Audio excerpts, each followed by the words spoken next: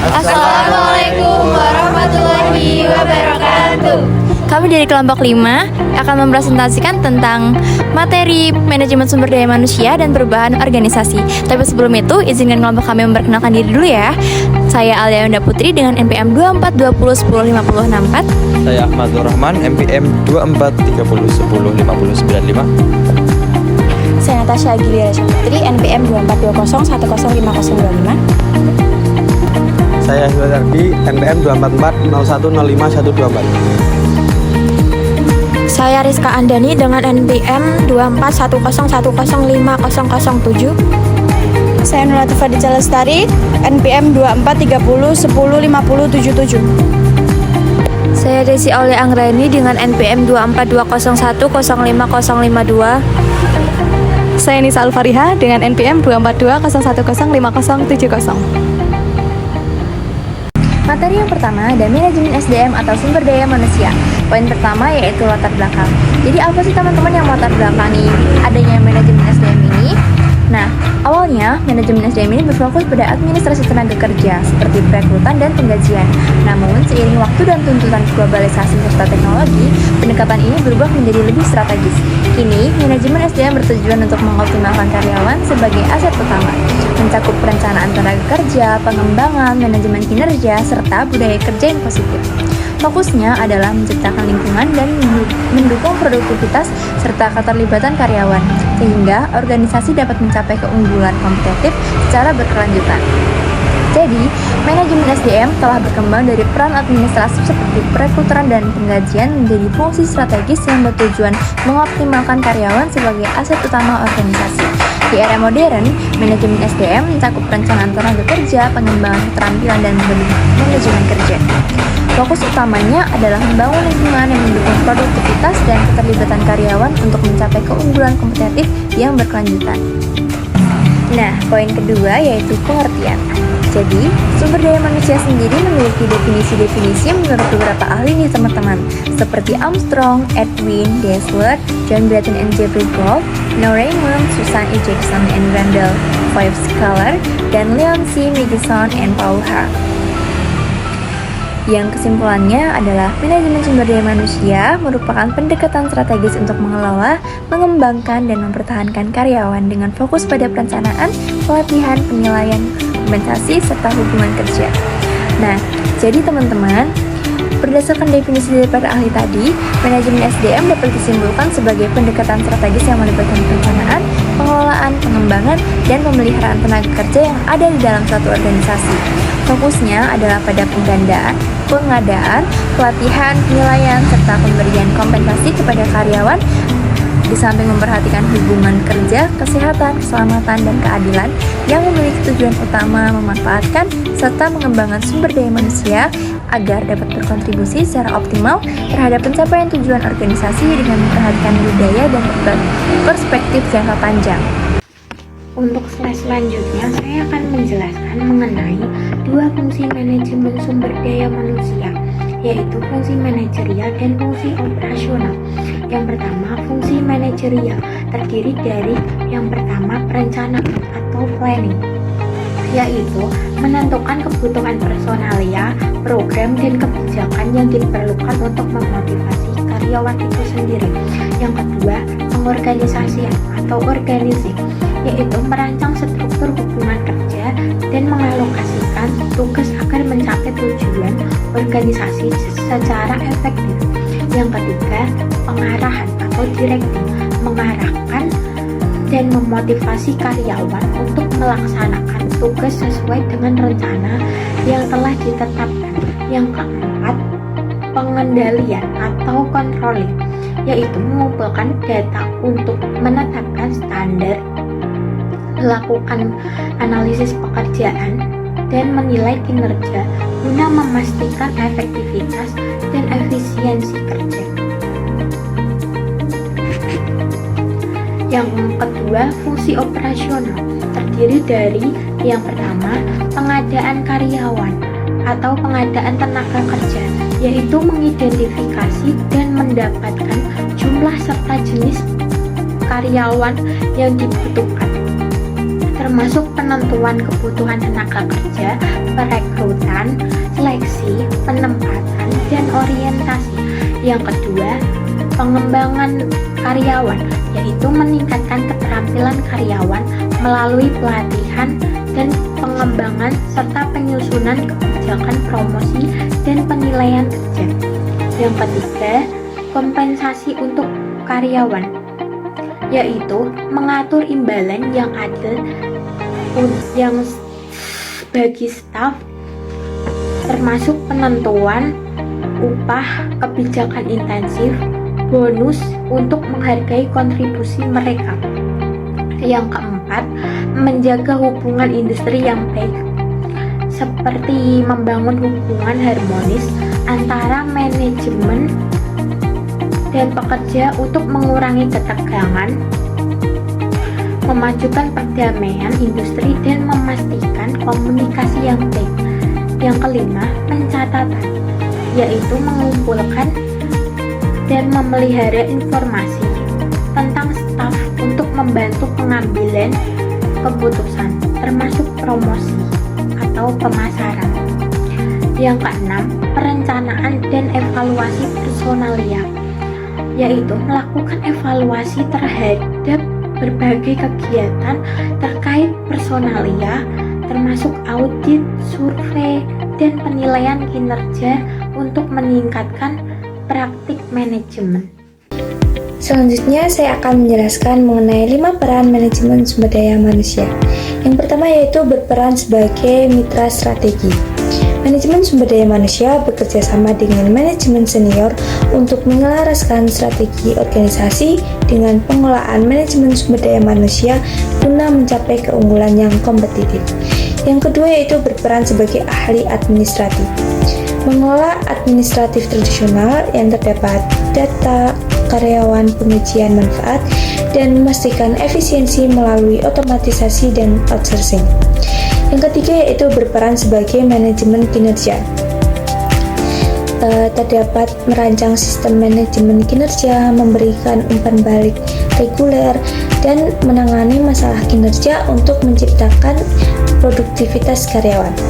Yang keempat yaitu berperan sebagai agen perubahan, memimpin perubahan organisasi seperti restrukturisasi, pengembangan kepemimpinan dan formasi budaya, HR atau Human Resources sebagai katalis perubahan. Dan yang terakhir yaitu berperan sebagai perencanaan sumber daya manusia, melakukan perencanaan strategi untuk memastikan ketersediaan sumber daya manusia yang tepat sesuai dengan kebutuhan organisasi, termasuk perekrutan, pengembangan, dan retensi karyawan. Di sini saya akan menjelaskan tentang latar belakang perubahan organisasi. Perubahan organisasi adalah proses peralihan dari kondisi saat ini ke kondisi yang diinginkan untuk meningkatkan efektivitas. Menurut Robbins, terdapat beberapa faktor pendorong perubahan. Yang pertama, sifat tenaga kerja. Perubahan dalam demografi dan budaya tenaga kerja mendorong organisasi untuk beradaptasi. Yang kedua, teknologi. Kemajuan teknologi mengubah cara kerja dan operasinya organisasi. Ketiga, goncangan ekonomi. Perubahan kondisi ekonomi memaksa organisasi untuk beradaptasi agar tetap kompetitif. Persaingan global. Persaingan yang semakin ketat memerlukan inovasi dan efisiensi. Selanjutnya, tren sosial dan politik. Perubahan dalam preferensi sosial dan kebijakan politik juga berpengaruh. Robbins menekankan bahwa perubahan harus mencakup aspek struktural dan kultural untuk mencapai hasil yang optimal. Materi yang selanjutnya yaitu perubahan organisasi. Apa sih perubahan organisasi itu? Menurut Passmore, perubahan berarti harus mengubah cara mengerjakan atau berpikir tentang sesuatu yang dapat menjadi mahal atau sulit. Sedangkan menurut Greenberg dan Toron, perubahan tersebut merupakan perubahan organisasional yang merupakan transformasi secara terencana atau tidak terencana di dalam struktur organisasi, teknologi, dan atau manusia. Dan masih banyak lagi sudut pandang dari para ahli mengenai perubahan organisasi. Yang dapat disimpulkan bahwa perubahan organisasi merupakan proses peralihan dari keadaan saat ini ke kondisi yang diinginkan di masa depan. Nah, melihat banyaknya sudut pandang dari para ahli menjadi bukti bahwa sangat penting bagi sebuah organisasi melakukan perubahan. Mengapa sih penting? Karena sebuah organisasi jika tidak bisa beradaptasi atau berubah, maka siap-siap akan kehilangan relevansinya. Banyak loh contoh organisasi yang dulunya mengalami masa kejayaan, tapi sekarang cuma tinggal kenangan. Karena organisasi tersebut tidak menerapkan perubahan atau tidak beradaptasi dan tidak kuat untuk menghadapinya. Dengan melakukan perubahan organisasi, kemungkinan besar pastinya akan merubah kondisi organisasi tersebut menjadi lain dari yang sebelumnya. Kondisi ini mempunyai arti yang luas, mulai dari perubahan teknikal sampai konseptual. Contohnya, perubahan teknikal yaitu perubahan dalam alokasi biaya, perubahan metode akuntansi, perubahan cara pengelolaan keuangan.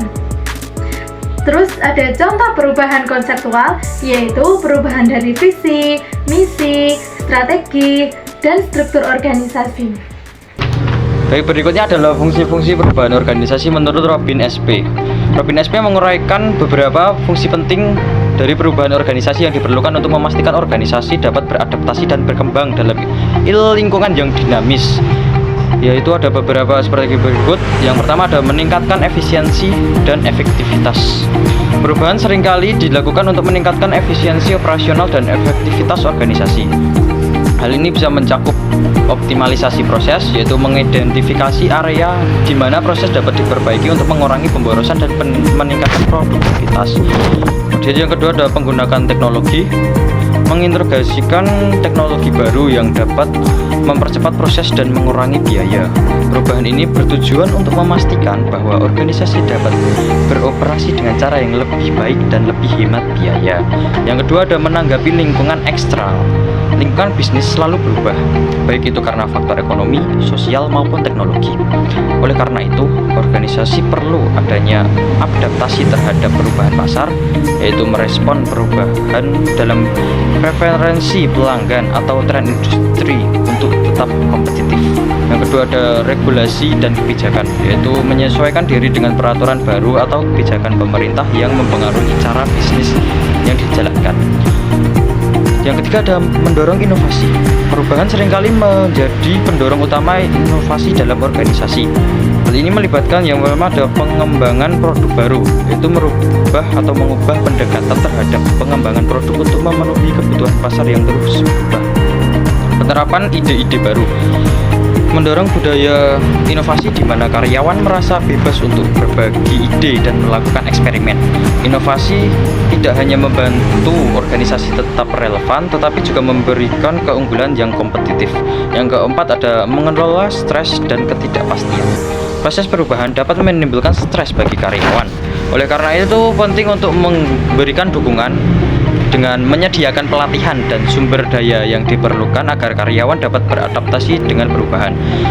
Kemudian ada komunikasi yang efektif, memastikan bahwa semua anggota tim memahami alasan dibalik perubahan dan bagaimana hal itu akan berpengaruh pada mereka. Dengan mengelola stres dan ketidakpastian, organisasi dapat menjaga moral karyawan dan memastikan transisi yang lebih lancar. Yang terakhir ada meningkatkan keterlibatan karyawan. Keterlibatan karyawan sangat penting dalam proses perubahan. Pertama ada partisipasi dalam proses perubahan, melibatkan karyawan dalam perencanaan dan pelaksanaan perubahan untuk meningkatkan rasa memiliki terhadap keputusan tersebut. Kedua ada mendengarkan umpan balik atau feedback, menciptakan saluran komunikasi di mana karyawan dapat memberikan masukan tentang perubahan yang berlangsung. Jadi karyawan dapat memberi komentar apabila ada yang perlu ditingkatkan lagi dan lebih diperbaiki lagi. Di sini saya akan menjelaskan tentang tujuan perubahan dan sasaran perubahan. Tujuan perubahan yaitu ada 5. Yang pertama, meningkatkan kemampuan organisasi dalam menyesuaikan diri dengan perubahan lingkungan dan mengubah perilaku karyawan adalah membuat organisasi lebih fleksibel dan tahap terhadap faktor eksternal seperti teknologi baru, regulasi pemerintah, atau tren pasar yang terus berubah. Yang kedua, adaptabilitas adalah bagaimana organisasi harus bisa membaca situasi eksternal yang beradaptasi, misalnya dengan memahami keinginan konsumen atau pergeseran teknologi. Adaptabilitas memungkinkan organisasi tetap relevan di pasar. Yang ketiga, kapabilitas selain adaptabilitas adalah organisasi juga perlu mempertahankan nilai inti, budaya, dan identitasnya selama perubahan berlangsung. Misalnya, meskipun memperkenalkan teknologi baru, perusahaan mungkin tetap menekankan layanan pelanggan sebagai nilai utama. Yang keempat, model life cycle yang menjelaskan bagaimana organisasi bergerak melalui siklus pertumbuhan, kematangan, dan mungkin penurunan. Pada tahap kematangan, perubahan diperlukan agar organisasi bisa terus berinovasi dan terhindar dari stagnasi atau penurunan. Yang kelima atau yang terakhir adalah upaya hati-hati adalah perubahan perlu dilakukan secara bertahap yang diperhitungkan untuk meminimalkan risiko dan kerugian.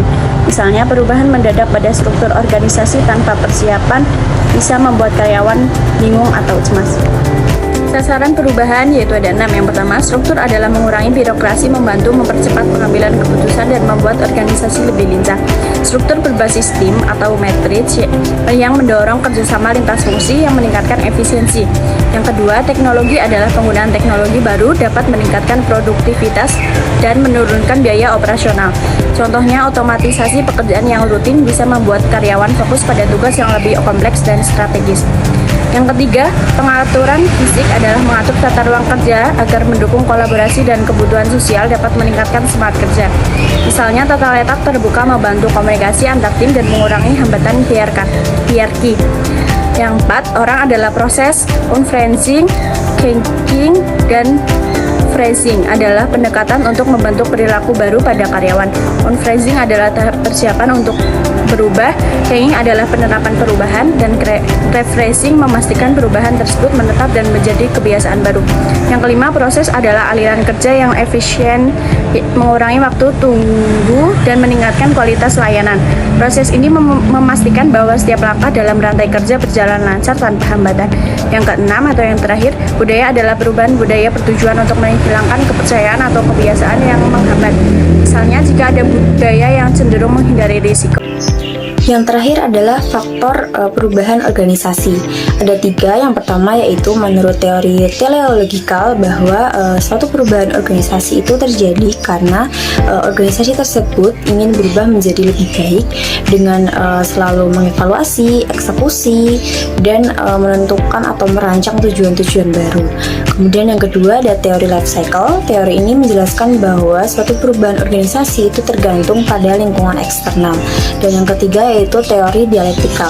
Teori ini menjelaskan bahwa organisasi itu seperti multicultural society, di mana ketika ada satu bagian memengaruhi bagian lainnya, maka nilai dan tujuan dari organisasi akan diperbaharui.